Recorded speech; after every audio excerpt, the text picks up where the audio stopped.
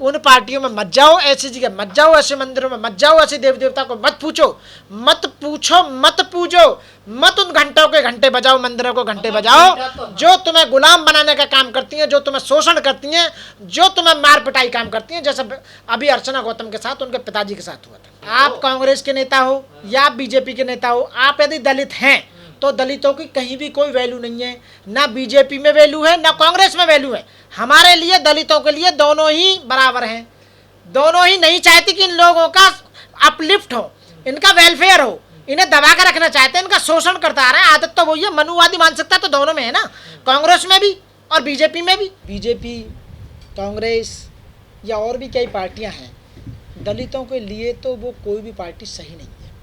उनकी मनुवादी मानसिकता है। जो लोग बीजेपी में काम कर रहे हैं वही लोग उन्हीं के भैया, उन्हीं के भतीजे, उन्हीं के बाप, उन्हीं के चाचा, उन्हीं के ताऊ या उन्हीं के, मैं कह रहा हूँ, ब्लड रिलेशन वाले या उनके वैचारिक भैया, उनके जो भी हैं, वो सारे के सारे दोनों पार्टियों में एक ही थैली के चट्टे बट्टे हैं। दलितों के लिए कोई कमी नहीं है। कई बीजेपी में भी उनका शोषण होता है और कांग्रेस के द्वारा भी शोषण होता है। पिछले भी आपने देखा होगा, राजस्थान में सरकार चल रही है कांग्रेस की, वहाँ भी दलितों का शोषण हो रहा है। मूँछों के ऊपर मार देना, मटका से हाथ लगाने पर मार देना, घोड़ी पर चढ़ने पर मार देना।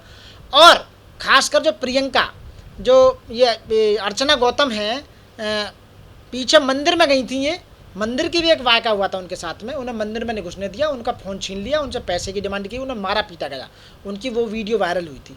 और अब दिल्ली जैसा, जो देश की राजधानी है दिल्ली में, जहाँ देखो पूरे कमिश्नर ऑफ पुलिस वहाँ बैठता है, चीफ जस्टिस ऑफ इंडिया वहाँ बैठता है, प्रधानमंत्री वहाँ बैठता है, गृह मंत्री वहाँ बैठता है, लॉ मिनिस्टर, सारे मंत्री वहाँ बैठते हैं। जो पूरे भारत की दिल है, दिल्ली राजधानी है, वह राजधानी में वो उस एक्ट्रेस जो और उसके फादर के साथ में जो मार पिटाई की गई है, कांग्रेस की जो राहुल की जो सिस्टर है, बहन है प्रियंका गांधी, उनका जो ओएसडी है संदीप, उसके द्वारा मारपीट करना, क्योंकि उन्होंने उनके खिलाफ में मुकदमा दर्ज करा रखा था। उस मुकदमे को वापस लेने के लिए प्रेशर बनाया जा रहा है, बार बार परेशान किया जा रहा है। और इस देश में दलितों को कुछ भी नहीं समझा जा रहा, उनका हर जगह शोषण हो रहा है।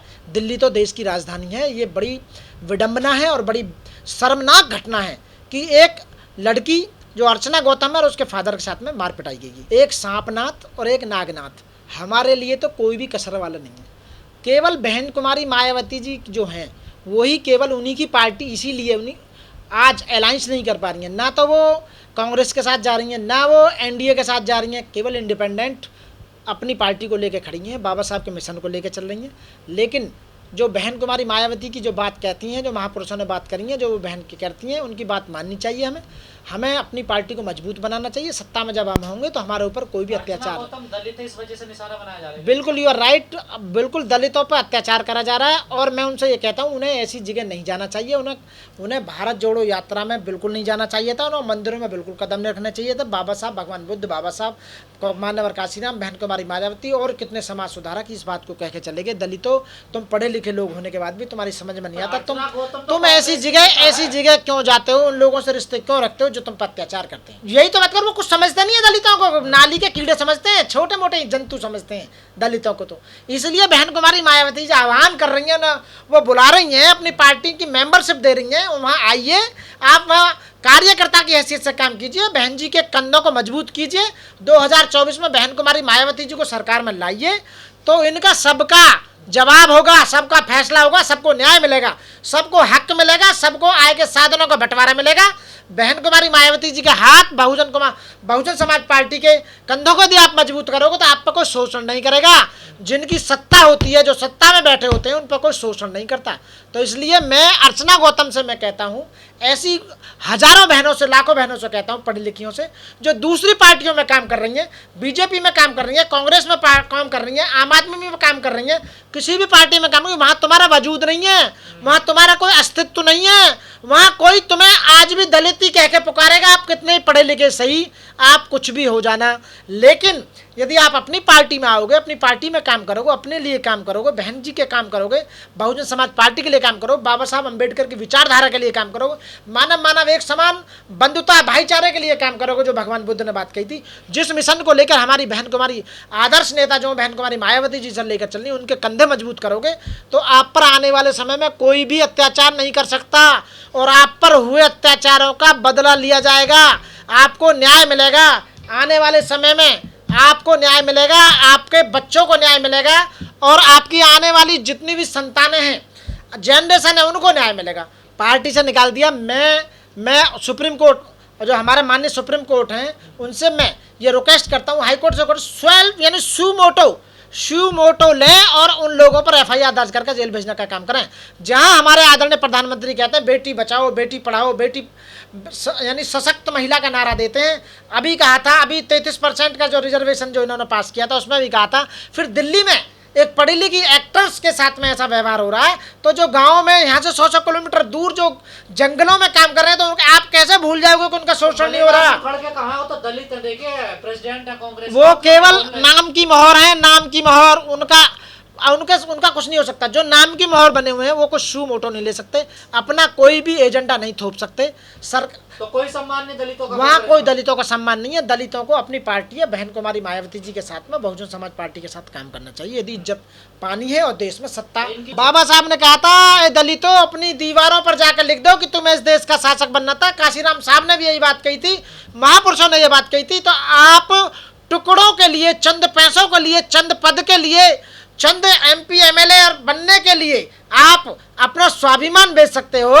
जमीर बेच के अमीर बनने वालों, बाबा साहब को धोखा देने वालों, मायावती जी को धोखा देने वालों, BSP को धोखा देने वालों, महान जितने हमारे समाज सुधारक उनको धोखा देने वालों, शर्म नहीं आती दूसरी पार्टियों में काम करते हुए? अपना जमीर आप बेच रहे हो और दलितों को हिस्सा खा रहे हो उनका भी, और वहाँ चमचागिरी कर रहे हो। वहाँ तुम्हारी कुत्ते जैसी वैल्यू है, मात्र कुत्ते जैसी वैल्यू होती है।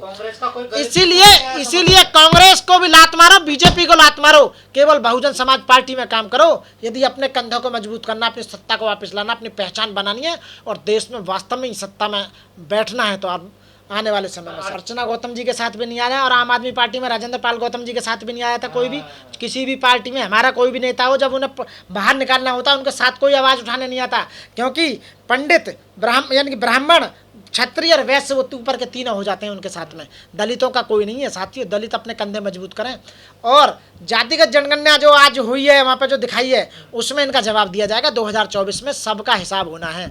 तो इसलिए साथियों मैं खासकर हाथ जोड़कर बीजेपी है कांग्रेस दोनों, एक सांपनाथ एक नागनाथ, दोनों ही हमारे लिए आगे कुआ पीछे खाई। तो इसलिए दोनों को टाप दो, पाट दो। हमें किसी भी पार्टी में नहीं जाना, केवल हमारी एक पार्टी है। बाबा साहब ने कहा था तुम्हारा एक पार्टी, एक निशान, एक लीडर, एक होना चाहिए। आज हमारे पास बिल्कुल मैं प्रियंका गांधी जी कहूँगी, यदि आप महिलाओं के लिए काम कर रहे हैं और भारत जोड़ो यात्रा की बात करते हो तो ऐसे संदीप जैसे उन पर मुकदमा दर्ज कराकर जेल भेजने का काम करना चाहिए, पार्टी से बर्खास्त करना चाहिए और न्याय दिलाना चाहिए। जब जानते हैं न्याय आप तो मैं कह रहा हूँ महिला विरोधी हो, आप दलित विरोधी हो, आप मानव के विरोधी हो, आप किस चीज़ के विरोधी नहीं हो? तो आप में और बीजेपी वालों में फर्क क्या रहेगा? हमारे लिए तो कांग्रेस भी बराबर है और बीजेपी भी बराबर है। मैं कह रहा हूँ जो लड़की है जो जा रही है प्रियंका के लिए ही मैं खुद कह रहा हूँ, दोनों प्रियंका और अर्चना के लिए कह रहा हूँ मैं। तो तुम्हें जो आज लड़ने का काम कर रहे हो, जो आप लड़की बात करो, बाबा साहब ने तुम्हें राइट दिया था संविधान में। तुम्हें तो इससे पहले संविधान लागू होने से पहले राइट्स ही नहीं था महिलाओं को पढ़ने का, संपत्ति रखने का। तुम्हें तो शुक्रगुजार होना चाहिए बाबा साहब को, धन्य उनके, मैं कह रहा हूँ उनके तो चरण दूधों का पीने चाहिए, उनको सल्यूट करना चाहिए, सुबह शाम पूजा करनी चाहिए बाबा साहब की। आप लोगों को, सारी महिलाओं को, देश की महिलाओं के लिए कह रहा हूँ मैं। आप बैठे हुए हो, बिल्कुल बाहर भी निकलेंगे और पटेंगे भी यदि आलू आता हो। ये वक्त बहुत बढ़िया है, अभी भी वक्त है, लौट के आ जाओ, अपनी पार्टी में आ जाओ, बहन कुमारी मायावती जी के साथ आ जाओ, काम करना है तो साथियों।